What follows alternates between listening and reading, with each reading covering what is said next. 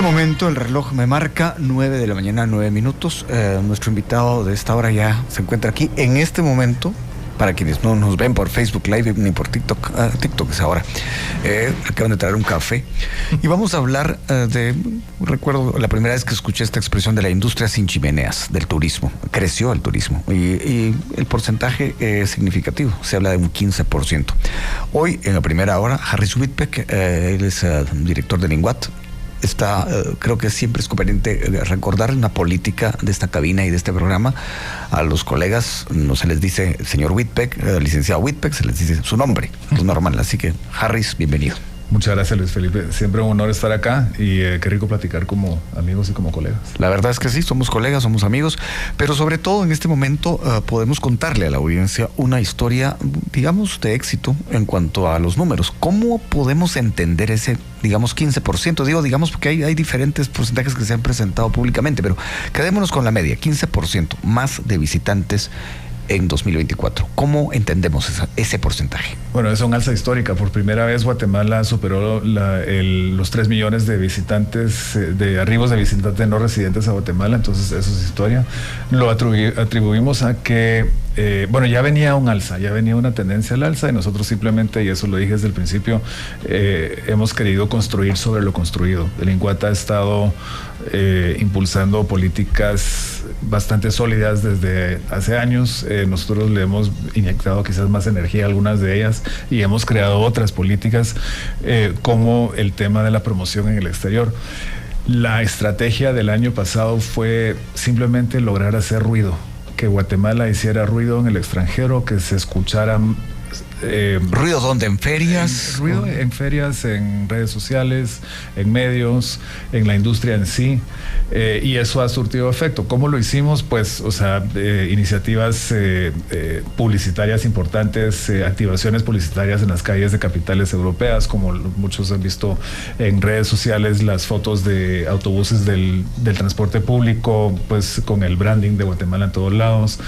Ahorita en las puertas de FITUR, que es la feria de turismo más importante de esta primera temporada del año, en Madrid, ya activamos la presencia de Guatemala en todos lados. En Callao, en Madrid, hay unos rótulos digitales enormes que expresan Guatemala, y ese tipo de acciones, al generar ruido, empiezan a generar la atención y el interés de potenciales visitantes, y eso a la vez genera el interés de industrias dentro del sector, líneas aéreas, agentes de viajes, y cada vez estamos escuchando que hay más interés sobre Guatemala. Algo está pasando en Guatemala. Nos dicen, tenemos a un consultor en aviación con el cual estamos trabajando desde hace poco, quien tiene contacto con todas las líneas aéreas del mundo, y él me decía el otro día, mira, las líneas aéreas te están poniendo los ojos sobre Guatemala, no para que empiecen a volar el día de mañana, pero para que de repente de aquí a un año, año y medio, 2 años ya se estén estableciendo nuevas rutas hacia Guatemala. En el turismo hay que pensar en el hoy y hay que pensar en el mañana, y mucho de lo que se empieza a sembrar hoy no va a dar frutos hasta dentro de 2, 3 años o más. Y en este caso de las líneas aéreas, ¿estamos hablando sobre todo de líneas europeas? Nos interesa mucho atraer a más líneas europeas. Creemos que hay un gran potencial ahí. Actualmente solo existe un vuelo diario directo entre Guatemala y Madrid. Todo lo demás son conexiones vía Estados Unidos o vía Panamá o vía Bogotá. ¿Y eso facilitaría la llegada de visitantes de países que incluso no son, digamos, los tradicionales que visitan Guatemala? Sí, por ejemplo, nuestra Big Data nos ha demostrado que los hábitos del turista, del viajero alemán, que es un buen ejemplo. Ahí hablamos de Lufthansa, por ejemplo. Exactamente, y ese es un sueño no solo Lufthansa, sino Discover, que es la línea aérea de leisure, de viajes de vacaciones que tienen ellos, que ya está volando a Cancún, a Tulum, directo, sí. Entonces vemos oportunidades ahí porque en nuestra Big Data descubrimos que al viajero alemán no le gusta hacer conexiones para viajar. O sea, le gusta salir, por ejemplo, tomar el tren de su localidad a Frankfurt y subirse a un avión y bajarse en Guatemala. Ese es como que ese es el deseo de ellos, y creemos que no solo en el turismo, pero también para carga. O sea, mucho de la carga que entra y sale de Guatemala se mueve en aviones comerciales de pasajeros, en la panza de los aviones. Entonces creemos que hay grandes oportunidades ahí, gran potencial ahí. Tenemos que empezar a trabajar eso desde ya. De nuevo, esos nuevos vuelos no entrarían mañana, pero si no se empieza a hacer el trabajo hoy, nunca se va a hacer, que es más o menos la filosofía de mi gestión. Y ese trabajo que según usted podría dar fruto en 2-3 años, ¿en qué consiste específicamente en el tema de las líneas aéreas? Consiste en, primero, construir las condiciones, hacer ese ruido al cual me refería anteriormente para que volteen a ver a Guatemala. O sea, gente que tenga interés. Gente que tenga interés. Los planners de las líneas aéreas están constantemente buscando nuevas oportunidades de expansión y quizás en el pasado no hayan volteado a ver a Guatemala, o porque no existían las condiciones, porque solo se hablaba de otros temas sobre Guatemala, pero ahora se está hablando de Guatemala como el nuevo destino turístico, y lo vi en una publicación en el extranjero el otro día, me lo mandaron, que decía: algo está pasando en Guatemala. Guatemala se está preparando para tener su gran momento. Hay que ir a Guatemala antes de que llegue mucha gente, que ese es otro tema que podemos hablar de él, sobre turismo. Bueno, está ocurriendo en todo el mundo. Lugares que eran muy apetecidos antes, pero que ahora por la cantidad de gente, pues la gente está buscando otro tipo de destino. Pero quisiera concentrarme por un momento en el tema de las líneas aéreas antes de llegar ahí, porque me imagino que esto pasa también por el aeropuerto. Claro que pasa por el aeropuerto. Y pistas, por eso gradas eléctricas, etcétera. Y todos los esfuerzos que hacemos los hacemos en una muy estrecha coordinación con DGAC, con el Ministerio de Comunicaciones y Infraestructura, porque definitivamente tiene que ver. O sea, no podemos abordar estos temas si no es de una manera integral. El aeropuerto, el INGUAT participa en una mesa interinstitucional. Estamos al tanto de los temas ahí. Estamos trabajando los temas que a nosotros nos competen, que tienen que ver con la experiencia del pasajero, y ahí vamos. Las gradas eléctricas, lo he dicho anteriormente, son como el niño bandera, el niño símbolo de todo lo que pasa malo en el aeropuerto. Y hay mucho que ya se ha hecho, que no es necesariamente visible, y eso es muy importante que la gente lo entienda. Se ha dado ¿Como avances, por ejemplo? Avances en seguridad en tierra, seguridad en el aire, a pesar de incidentes que se han dado. Se está avanzando mucho más de lo que la gente cree. Y en temas de la infraestructura aeroportuaria también hay avances, hay mucho por hacer, nadie lo niega, pero se está haciendo el trabajo. Yo lo he dicho y lo repito: no se puede contrarrestar los efectos de más de una década de negligencia absoluta ni en un año ni en dos. Pero ahí vamos, paso a paso. Pero por eso es tan importante el concepto de que hablar con líneas aéreas hoy implica que lleguen dentro de 18 meses, 2 años. Y tenemos esos 18 meses, 2 años para terminar de arreglar el aeropuerto, también para impulsar inversiones en infraestructura, en desarrollo de más habitaciones hoteleras que hacen falta. O sea, tenemos que trabajar desde varios frentes al mismo tiempo para llegar a tener más turismo, pero que sea un turismo sostenible de bajo impacto. Me llama la atención este tema que usted ya había puesto a circular. Esto de venga aquí o vaya a Guatemala, dependiendo cómo se plantee, antes de que llegue mucha gente. Hay gente, por ejemplo, que percibe que en la Antigua es un exceso de gente en algunos momentos. ¿A eso se refiere usted?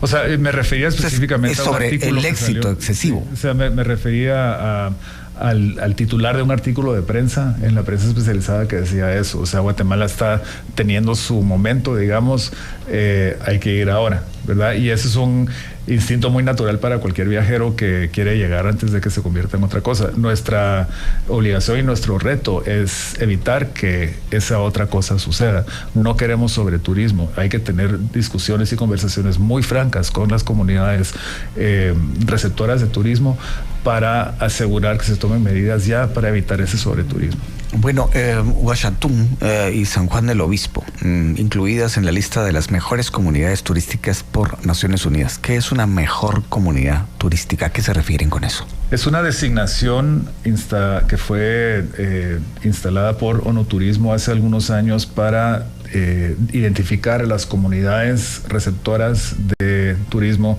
que ofrecen, que cuentan con ofertas turísticas únicas, especiales, que las hacen destacar. La implicación cuando una comunidad entra a ese grupo selecto de comunidades alrededor del mundo que son mejores comunidades turísticas, entra a tener acceso a programas de intercambio de capacitaciones, programas de financiamiento, de repente Pero ¿qué es lo que tienen que hacer? Técnicas, ¿qué tiene que hacer para llegar a hacer eso? Sí. Tiene que llenar ciertos requisitos y es una lista de requisitos técnica muy rigurosa. Guatemala había intentado lograr que algunas comunidades guatemaltecas entraran a esto desde hace 2-3 años por lo menos, y esta vez ya Washington y San Juan del Obispo lo lograron porque llevaban ya años de estar trabajando para mejorar temas de infraestructura, temas de atención al turista, temas del tipo de oferta turística que ofrecen, capacitación de guías locales, su relación con el entorno, que reconozcan que el turismo es una herramienta de desarrollo, pero solo si es sostenible y si va en equilibrio con el medio ambiente, y eso es lo que se logró. Y entonces este año entraron esas 2 comunidades y una tercera comunidad se consideró que tiene el potencial para llegar a ser un Best Tourism Village, esa comunidad de Santa Catarina, Palopón, Atitlán. Entonces son herramientas que impulsan el desarrollo y el intercambio de capacidades para asegurar que el desarrollo sea integral y sea sostenible y sea equilibrado. Bueno, veo el reloj, 9:20, momento de pausa. Regresamos pronto aquí en La Primera Hora.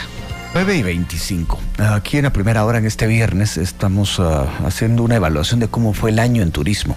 Se encuentra aquí el titular Linguat Harris Whitbeck, periodista, por cierto. Y con él ya hemos conversado acerca de este porcentaje de lo que se está previendo en cuanto al trabajo, un par de años que podríamos tener, si todo sale bien, como él lo dice, más líneas europeas llegando a Guatemala con vuelos directos. Pero regresando a ese porcentaje, Harris, del 15%, ¿de dónde sale? ¿De dónde viene?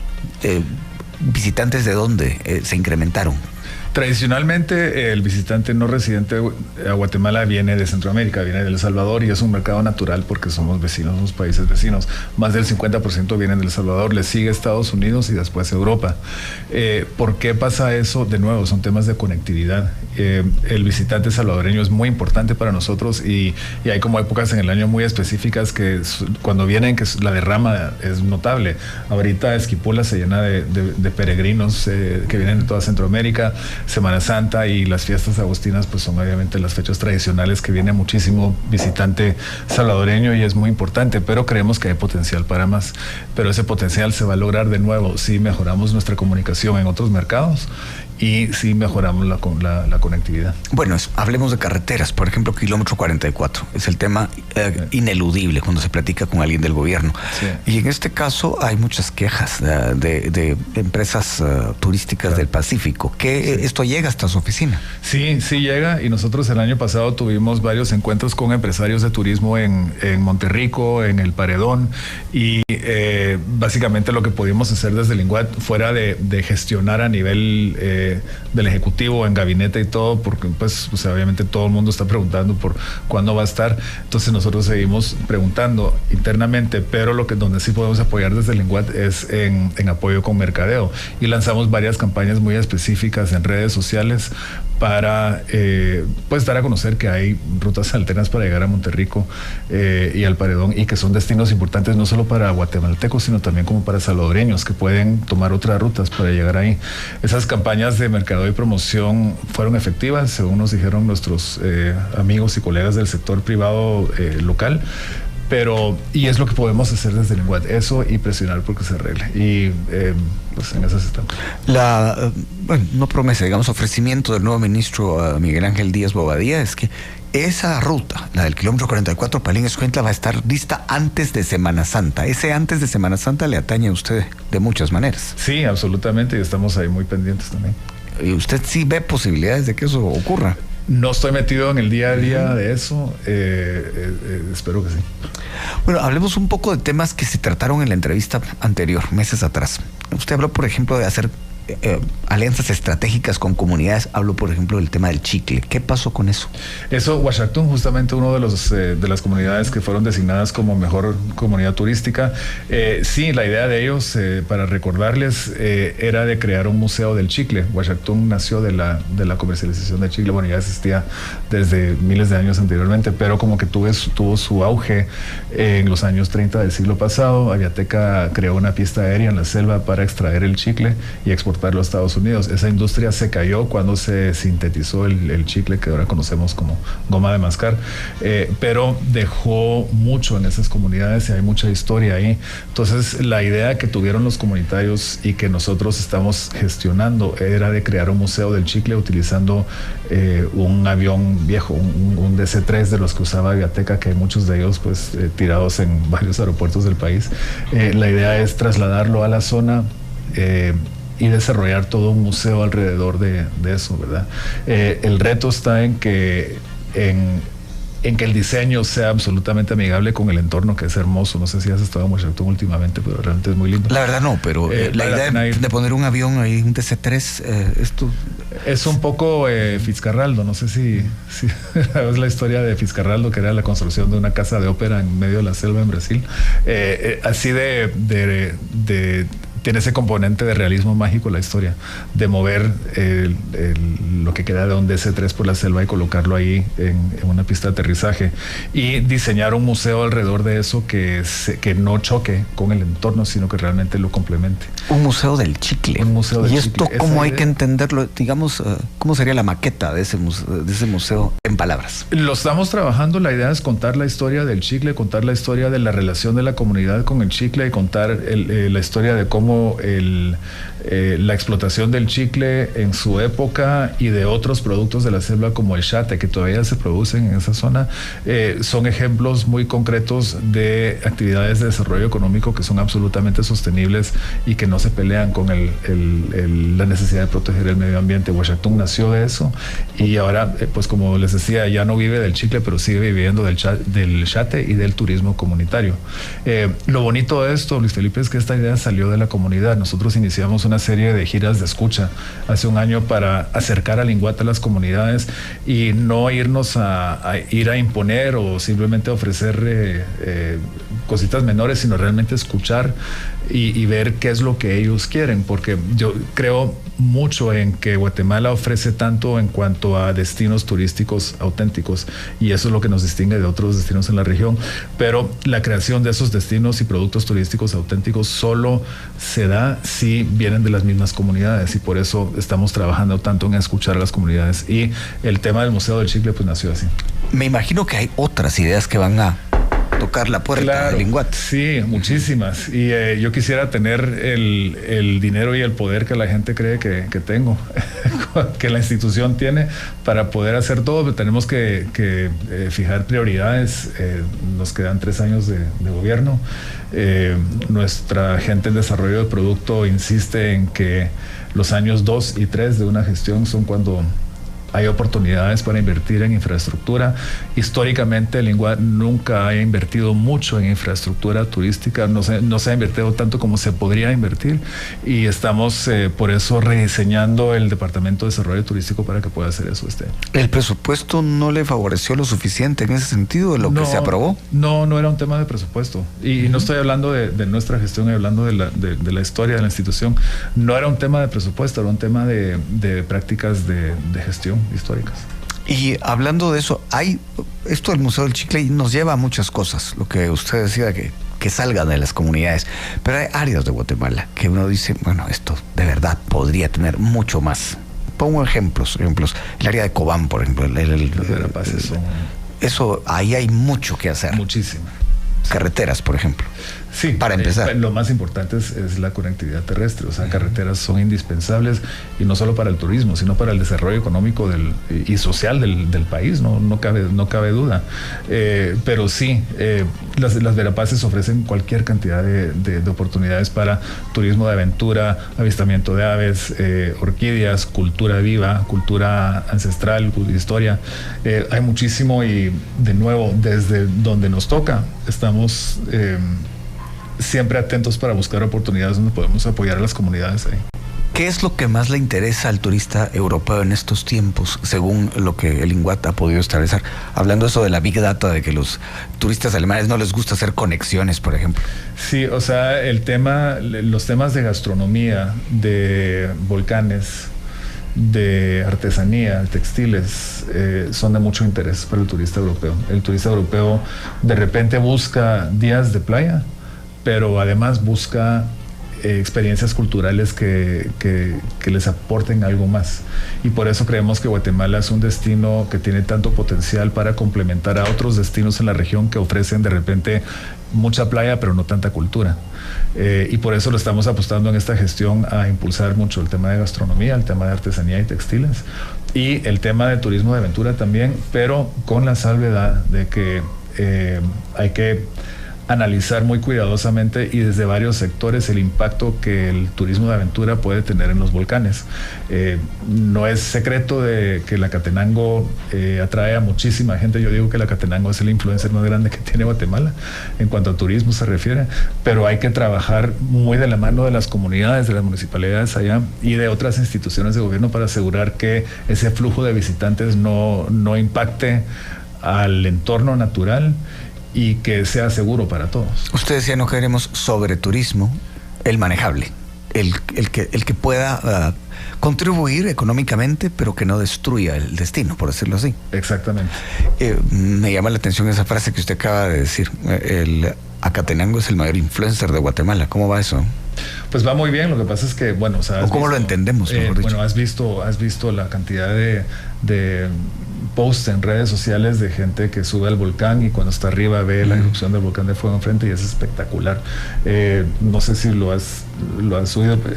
Si usted lo plantea desde las redes sociales, por supuesto que es impresionante. Y la gente que ve eso lejos, me imagino que se ve muy atraída. Sí. ¿Cuán fácil es ese acceso a un espectáculo de ese calibre? O sea, es fácil, o sea, obviamente hay un esfuerzo físico involucrado, son 4, 5, 6 horas para subir, depende de la condición de cada uno. Lo que estamos encontrando nosotros es que si bien hay un grupo de guías de aventura muy organizados y muy responsables, están organizados en una asociación, nosotros trabajamos con ellos, también hay muchos guías que no están acreditados, que no están regulados y que de repente no cumplen con las normas de seguridad necesarias. Entonces hay temas ahí que nosotros tenemos que trabajar y los tenemos que trabajar muy de la mano de las municipalidades, que son las que tienen pues el control territorial sobre el acceso al volcán, y lo estamos haciendo. A finales del año pasado formamos una mesa técnica con el Ministerio de Gobernación y con RED y las municipalidades para abordar eso, para asegurar que el acceso al volcán sea lo más fácil posible para el visitante, pero que sea muy responsable. Amigable ambientalmente, digamos, en algún sentido. Pues amigable ambientalmente y amigable también en cuanto a la seguridad. O sea, tiene que ser seguro. O sea, si se van a construir estructuras para que la gente pueda pararse en plataformas para ver el volcán o para pasar la noche ahí, tienen que ser seguras. Tenemos que asegurarnos de que se haga el trabajo bien para que se cumpla con los requisitos de seguridad. ¿Hay lugares en Guatemala, sitios turísticos que hay que rescatar, Harris? Hay que trabajar muy, bueno, siempre. Se habla de Livingston, por ejemplo. Se habla de Livingston, estuvimos con el presidente en Livingston a finales del año pasado. La comunidad lleva años de estar tratando de construir un malecón ahí y no... los esfuerzos que se han hecho se han visto impactados un poco. Yo creo que es por temas de cambio climático, porque suben los niveles del mar, sube el agua y como que lava lo que construyen ellos. Entonces durante esta gestión definitivamente queremos trabajar eso, porque creemos que un malecón sería importantísimo en Livingston. E historias como esa hay en todo el país, ¿verdad? ¿Y cuán caro es un malecón para Livingston? Si es que hay cálculo de eso. Estamos generando los términos de referencia ahora para poder empezar ese proceso de estudios. Hablando de esto de la crisis climática, usted le dio una entrevista a EFE que mencionaba el tema. Yo lo voy a tomar por donde se me ocurre ahora mismo, y es, a uno siempre le entra la duda, cuando hay lluvia en Guatemala y hay inundación acá, derrumbe por allá, problema, esto seguramente afecta al turismo. Pues obviamente tenemos que estar atentos de que pueda afectar, y cuando hay inundaciones, cuando hay todo lo que viene del hecho de que el clima es más intenso que antes, yo creo que nadie puede negar eso. Tenemos que estar muy atentos y no solo velar por la seguridad de los visitantes que tenemos, sino velar por la integridad de los destinos en sí. Y por eso hago mención de la Catenango. Es muy importante analizar desde un punto de vista multisectorial el impacto que el visitante tiene en el destino y y la calidad de su experiencia frente al hecho de que hay más deslaves en el volcán. Los incendios en el volcán de Agua y en el volcán los volcanes el año pasado provocaron más erosión que con lluvias provocan más deslaves. Entonces son más peligro. Más peligro, y son realidades que tenemos que tomar en cuenta a la hora de gestionar el turismo. Bueno, el lunes toma posesión el nuevo presidente de Estados Unidos, Donald Trump. Eso no es un secreto para nadie. Y esto puede traer consigo muchas cosas. Deportaciones masivas se habla, pero también hay que pensar, y es lo que le atañe a usted en ese sentido, ¿puede cambiar algo la relación turística que de alguna manera se da con los migrantes que regresan, que vuelven? ¿Es ese movimiento cuando llega a la administración Trump a la Casa Blanca o no lo toca en nada? Yo lo que veo es una oportunidad ahí. Nosotros tenemos que mejorar la oferta de personal capacitado en turismo en Guatemala. Si vamos a traer más visitantes, y eso implica... Y la atracción de más visitantes implica que se va a tener que invertir más en desarrollar más productos turísticos, como más hoteles, más servicios. Necesitamos pues gente calificada para poder hacer eso. Y yo veo una gran oportunidad que mucha de la gente que podría retornar va a traer capacidades, va a traer de repente el manejo del inglés, van a traer una mentalidad de ganador, porque estos migrantes que se fueron, solo el llegar allá ya los hace ganadores, y esa mentalidad es la que necesitamos en Guatemala. Entonces yo siento que si van a retornar... Ponernos a las matemáticas, y si me espero unos segundos tal vez nos separarían 15 minutos de las 10, pero como, me esperé los segundos suficientes, ya 9 de la mañana, 45 minutos, estamos hablando de turismo. El turismo creció el 15% en cuanto a visitantes el año pasado. Aquí está el titular del INGUAT, que es el periodista Harris Whitbeck. En ese sentido, Harris, ¿cuánto le ha ayudado a usted la experiencia de periodista trotamundos para enfrentar este desafío, este reto? Digamos, área nueva de trabajo. A ver, hay como varias capas en esa pregunta y en esta respuesta. A nivel de la gestión en sí, ha sido para mí muy interesante ver desde adentro lo que antes veía desde afuera, entender procesos desde adentro que antes me tocaba cubrir, digamos. Eso ha sido interesante, enriquecedor, y creo que el haber desarrollado esa capacidad para observar y analizar y sintetizar de una manera muy rápida y muy eficiente la información para divulgarla, me ha ayudado mucho a la hora de tener que analizar situaciones adentro de la gestión y saber cómo gestionarlas de una manera, o sea, como que aprender a reaccionar de una manera muy rápida y muy eficaz ante las contingencias o las situaciones que uno va viendo. Y lo más grande ha sido la importancia de la comunicación. O sea, alguien me dijo hace mucho tiempo que el que no comunica no gobierna, y eso puede aplicar en varios matices, pero en el INGUAT lo veo como que si uno no comunica, uno no atrae. O sea, el turismo es otra forma de comunicación, y entonces el abordaje nuestro ha sido desde ese instinto muy natural que tengo yo por comunicar, y por eso los integrantes clave de mi equipo, prácticamente todos han tenido experiencia en la comunicación, y ha sido muy valioso. Hablando de comunicación, yo le decía que había revisado el teléfono. Sí, aquí tengo ya un par de mensajes de migrantes. Dice, es cierto, nos sentimos ganadores al llegar, pero somos más ganadores cuando logramos regresar, dice Julio. Él es un migrante guatemalteco que vive en un lugar muy lejano, en Seattle. Y también tengo otro mensaje, esto en relación con la frase que usted decía, que se puede ver incluso como una oportunidad que regresen guatemaltecos a una experiencia de Estados Unidos. Hay otros mensajes, pero ya que usted mencionó este tema de... lo que se ve, el periodista ve de afuera, lo que usted está viviendo ahora de adentro. Y muchas veces los funcionarios, usted lo sabe, se acercan a los periodistas y dicen, es que ustedes, qué bonito, qué fácil es decir esto, pero ya cuando uno está adentro las cosas cambian. Eso creo que lo ha vivido de alguna manera, esa curva de aprendizaje, de enfrentar la administración pública. De hecho, ha sido muy criticado eso en este gobierno. ¿Cómo lo ve usted? Ha sido, sin duda, ha habido una curva de aprendizaje, y lo reconozco y agradezco esa curva porque he aprendido mucho.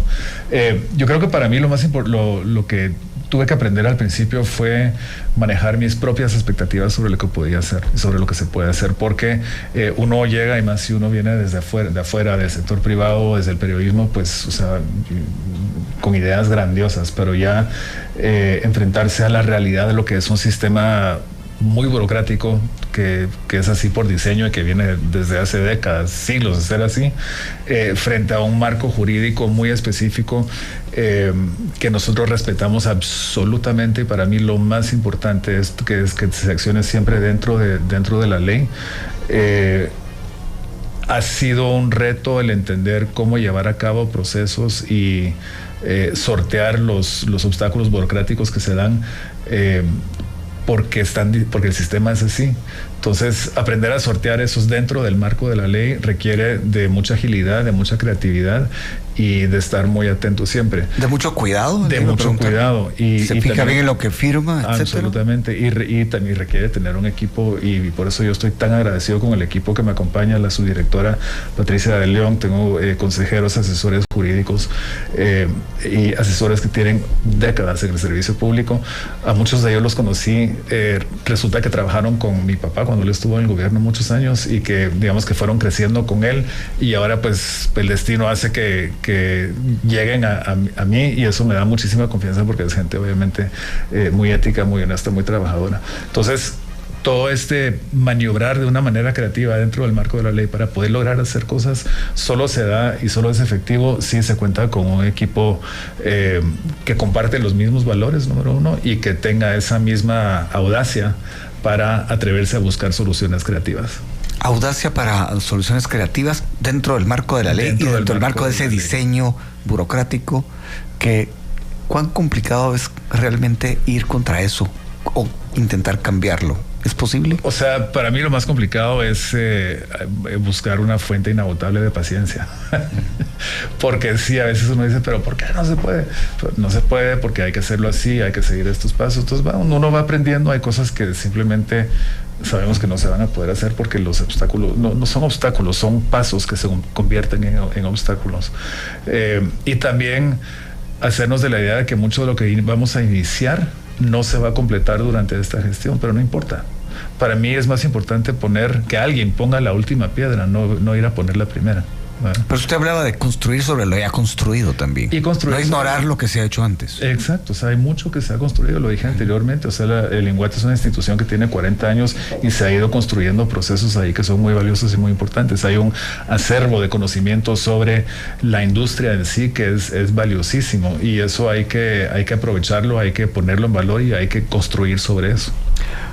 Voy a un punto que no es, o sea, está totalmente vinculado con lo que estamos conversando, pero que no es parte de su responsabilidad. Me refiero a las ya mencionadas muchas veces gradas eléctricas en el aeropuerto. Alguien hoy, una radio hermana me decía, pero ¿cómo es eso que no están listas las gradas? Bueno, están en periodo de prueba, etcétera. Son los procesos. Sí.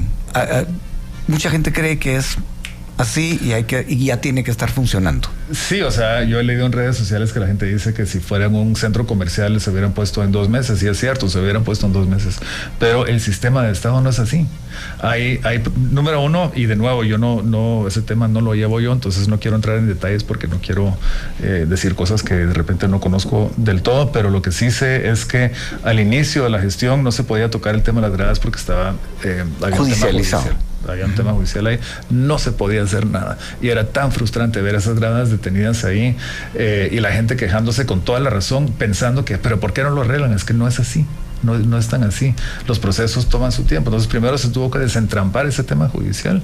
Luego, subir eventos de cotización que se tardan meses, y eso me ha tocado ver de primera mano, y te puedo dar un ejemplo si quieres.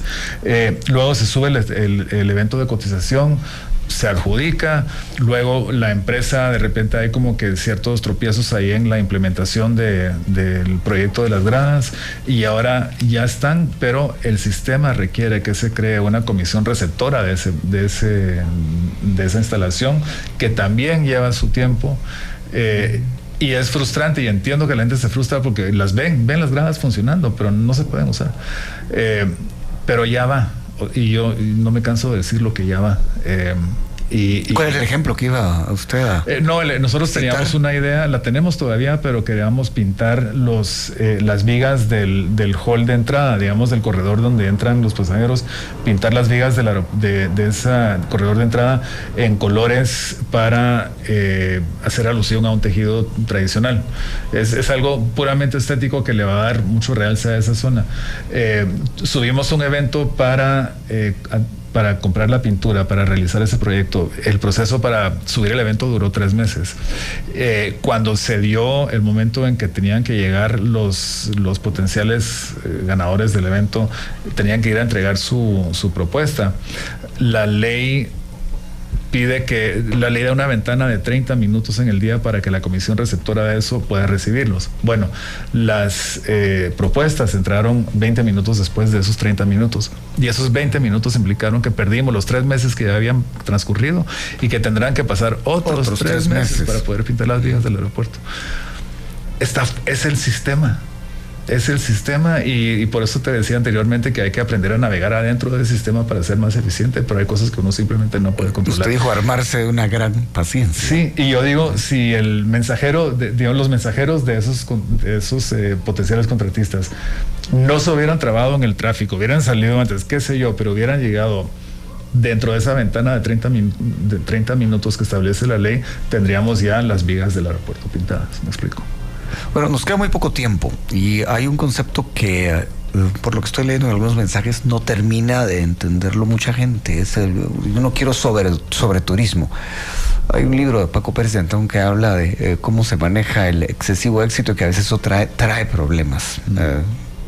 Y en el caso, por ejemplo, del Mirador, este sitio arqueológico, yo recuerdo que en algún momento dijo, esto tiene un límite de visitantes por día. Sí. Eso está vinculado con ese concepto de no sobrecargar un sitio, una atracción turística. Sí, yo creo que hay que reconocer que tiene que haber una manera de gestionar el impacto que un elevado número de visitantes puede tener sobre un destino, sobre una ciudad, sobre un sitio arqueológico.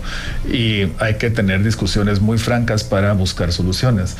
Hablando de ejemplos afuera de Guatemala que de repente no aplican aquí en proporción, pero de repente sí, es el caso de ciudades europeas como Barcelona, como Venecia, que han tenido que reducir el número de visitantes que permiten entrar.